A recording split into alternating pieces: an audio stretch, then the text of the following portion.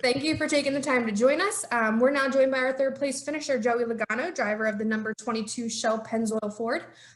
Joey, it's been a while since we had you in one of these Zoom rooms, honestly. So how's it feel to get back up there and get a third place finish? Thanks for that. I think it feels all right. I think overall, in the playoff start, you got to find that next gear. And the team did that today.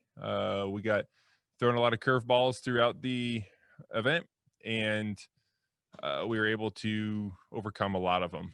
Getting a flat right front tire with one to go in the second stage, hitting the wall because of that, needing to fix it. And then, of course, next restart, everything is bottlenecked, and I get hit from behind and in the front, and become the meat in the sandwich, and the left rear gets torn off it. Everyone did a good job fixing it. So every player on the team did their job today, and was able to recover for something great. So, that's what it's about. It's about a team effort. It's about everyone with cool heads when adversity hits, and that's pretty much what happened. We got thrown a lot of things at us, and fixed the car good. Strategy worked out well for us and got us some track position back. And then the last pit stop, the pit crew picked up 4 spots and put me in position to do the right thing on the choose rule, get another one there, and then you're close. You want to caution. It's a Southern 500. You want to win this one so bad. Finishing a top 5 in this race quite a bit, but never won it. So we'll have to wait till next year. All right, well, we're going to open up the floor to the media for some questions.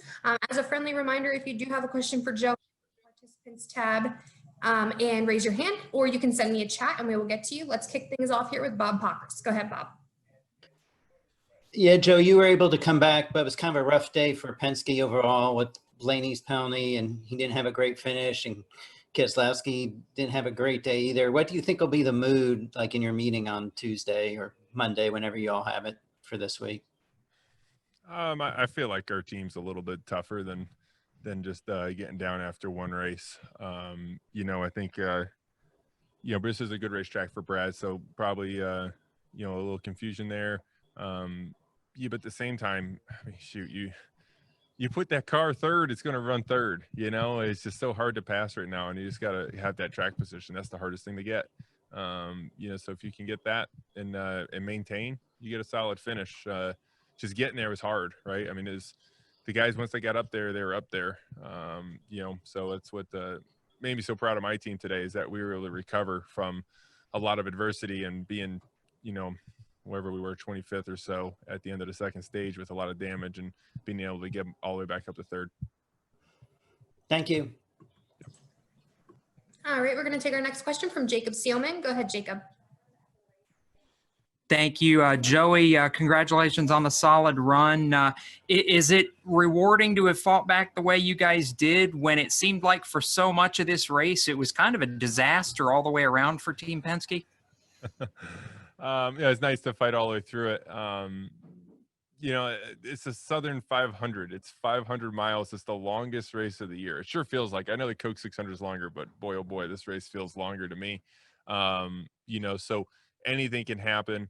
You have plenty of time to, come back from anything that you fight. So as long as your car is in decent shape, you don't know what's going to happen. And it's definitely a race that you just got to keep your head calm, and there's plenty of opportunity to get mad and frustrated because it's hard to pass, and and then you get damage on the car. It's easy to just go the wrong way and just blow up and get mad, and that's not going to do it. Cool heads prevail when it comes to a racetrack like this, where everyone says race the racetrack and just do your race. That's pretty much all you can do here, is just race your race and not really worry about what other cars are doing and what they're doing, and keep your car in the best shape as possible, which, like I said, I didn't do that today, but we recovered.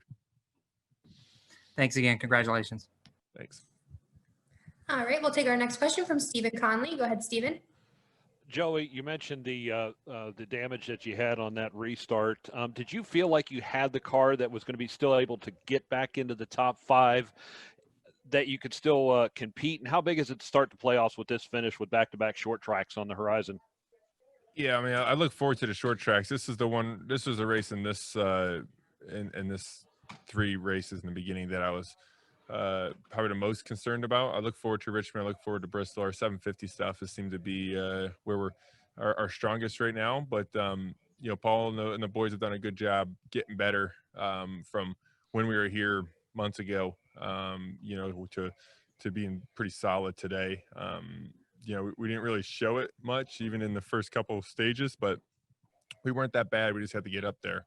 And we knew that. So we're just small adjustments throughout the night until we had to fix things. So, like I said, I mean, it's nice to come out of the playoffs strong for sure. And having the Bobby Allison paint scheme, that might be the coolest part of the night for me, is driving that thing and what the Allison brothers to me means to my career, and how much they've helped me get to this stage. It was an honor to drive that car.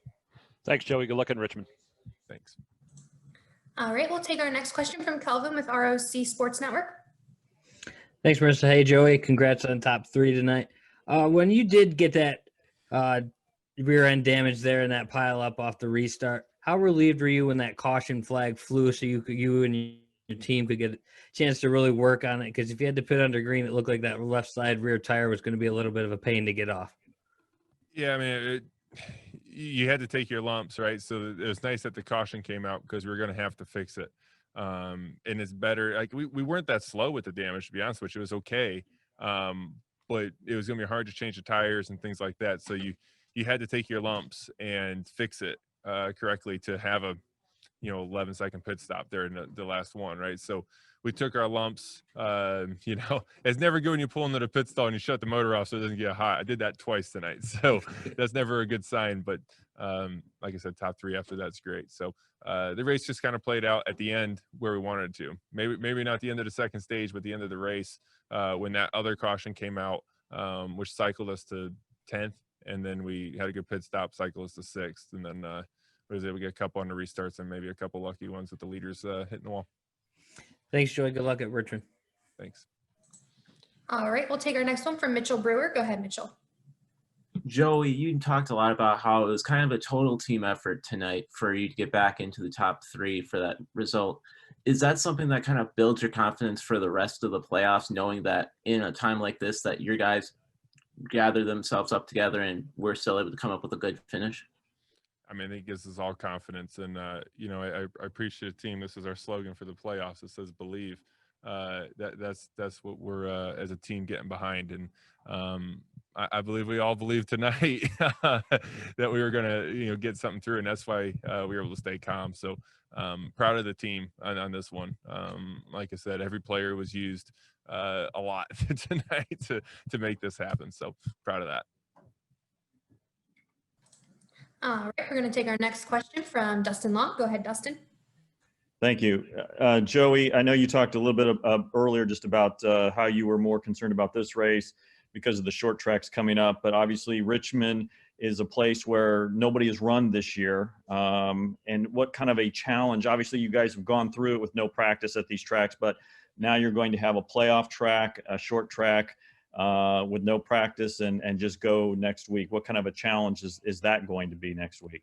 It might be a better thing for me. I usually tune the car out at Richmond and we go all the way back to what we unloaded with after 2 practices. So it might be the one race that is going to be okay for me without practice, just because it's so hard to practice there with the tire wear, that you're always second guessing. Was it the change? Was it just older tires? Was the track rubbering up? It's so hard to practice at Richmond. So that one's not bothering me a bit. Do you walk out of here feeling relief? I think it's 27 points up, and I know points can change dramatically even in one race. Is there relief, or is there a different feeling, or is it just move on to the next? How do you feel after a night like tonight and the 27 points that you have on the cutoff line? I mean, the same as we did going into it. And the same if we didn't have a good night tonight, you just got to move on. You got to learn and then do your job the next week. That's what it's about. It's about just staying cool and going through it. We've all done this before. We know how to do it, and it's just another race, right? Nothing changes.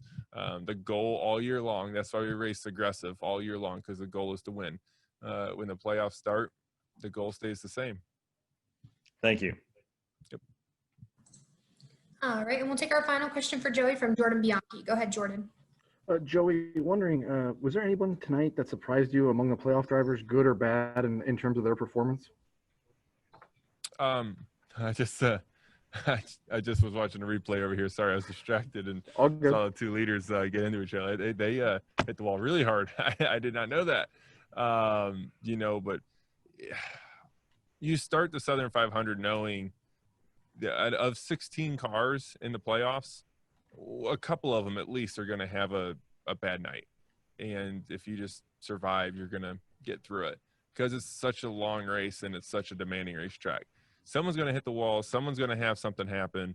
Someone's going to have flat tires. There's so many pit stops. There's going to be a loose wheel. It's just too many opportunities for mistakes and there's too many cars, right? There's 16 of them. So, and pressure is on, right? When the playoffs start, the pressure picks up and some get better and some crack. And that's just kind of what pressure does to everybody and how you handle it. So, you know, the mentally strong ones will prevail most of the time. And, you know, so it's just that's what the playoffs are about. That's why it's the best part of the year. Thank you. Thanks. All right, Joey. Well, thank you so much again for taking the time to join us. Congratulations on the finish, and we will see you at Richmond. Okay, thanks. Thanks, guys.